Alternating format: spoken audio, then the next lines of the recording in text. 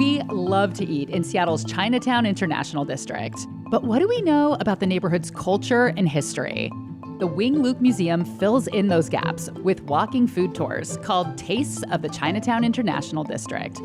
I'm Rachel Belle, host of Your Last Meal podcast, cookbook author, and longtime Seattle journalist.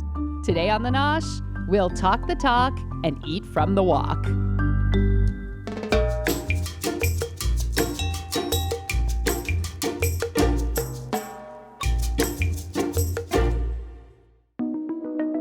The tour was originally created in 1985, 2 years after Seattle's Wah-Mee massacre.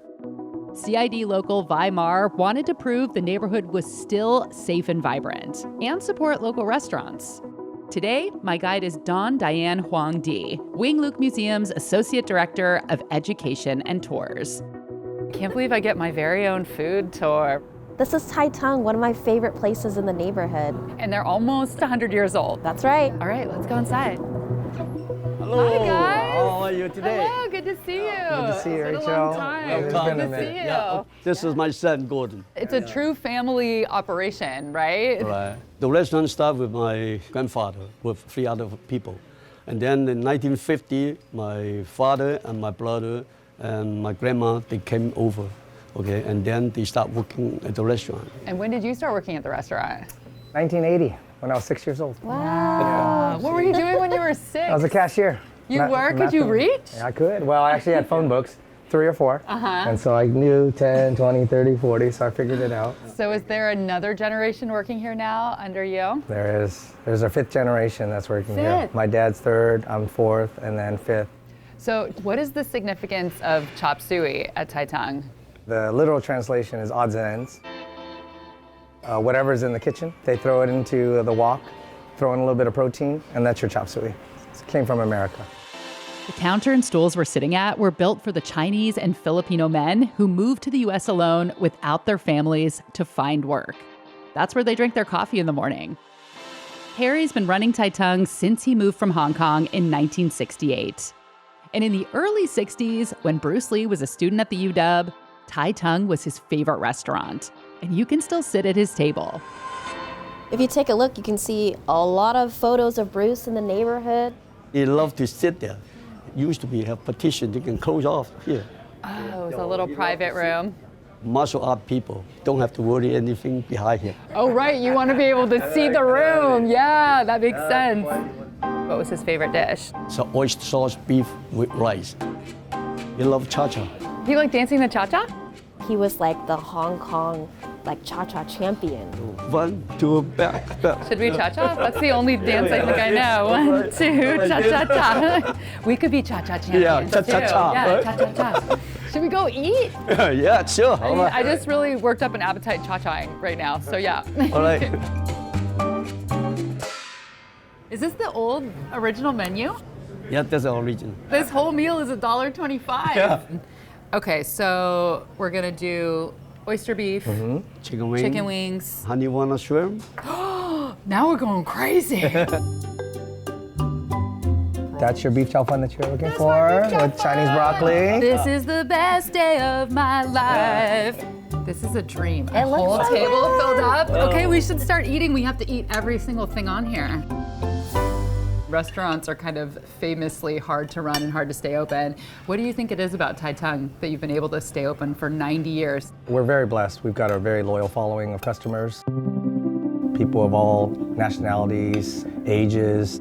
We've been around for 5 generations, and so we continue to want to hit that 100-year. And so that's a legacy that would be great for us to hit as a family. Because actually, if you go to different cities around the world now, Chinatowns have actually closed up shop. Basically been relegated to just strip malls. I'd say probably about 15 years ago. I didn't know if Chinatown was going to survive. And I remember, those days, my dad would say, man, it'd be nice to have somebody come through the door. You survived the pandemic as well.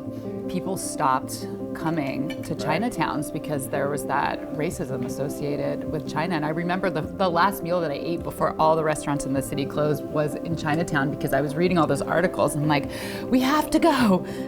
Tai Tong is like the heart of Chinatown. This is the place that you go for your family. This is where you're making memories, a place of coming together and gathering sharing stories. It's just so important that we are supporting these spaces to show that love and care, the way that they've given us comfort and love through the food throughout all these years. So this is just a beautiful example of that. This is just amazing. Thank you guys so much. Yeah, thank you so much. And we have to eat our cookie because it's bad luck. Otherwise, my finances will not adjust and my budgets will not improve. Oh yeah, we gotta make sure you're good. Do you see all those windows up there in the building? So all of those are homes to a lot of the immigrant laboring workers from the early 1900s. This is where those immigrant workers would be calling home, and then when they were hungry, they would eat at Tai Tong. I think a lot of people forget that it's this living, breathing, working neighborhood. Like you might just come and have dinner, but like knowing that this was such a historical place. All right, where are we going next? Let's go to EJ Pacmore. It's gonna be right down this way. It's our only Thai restaurant in the neighborhood. Pacmore are Thai street food dumplings, rarely seen in the US. And the rice flour dumpling skins and noodles are made fresh for each order. Some of them are naturally dyed blue with butterfly pea flowers. Oh, it's so cute in here. This is Rachel. Hi, nice to meet you. Do you want a fortune cookie? Oh, you do homemade noodles. That's really special. I can't believe you just made all these noodles. Amazing. The Pacmore is really neat. You've got Vietnamese kind of style to it, but this is like the Thai taste. That is really good. I don't know if it's the sauce or what's inside, but it's spicy. It's so delicate. The dumpling itself, it's just so tender. This is really good. All right, last stop of the day. This is Chun Chun rice dog and mochi nut. So it's a combination where you can get a mochi donut and your Korean corn dog. I love this. I think we should get something really cheesy. Yes. So what about number 11, the potato mozzarella? Yeah, would you like sugar on it? It's like a thing in Korea. They usually put like sugar on it. Do you want sugar? You have to try it. Okay, right? a little sugar. A little sugar. Yes, a little bit. Thank you so much. You too. It smells like McDonald's French fries. There we go. Look at that. The Wing Luk tour is following in Weimar's footsteps, using food, the most universal equalizer, to remind folks that the CID is still vibrant post-pandemic. The tour starts with 2 tastes at the museum, and then you'll visit 3 restaurants.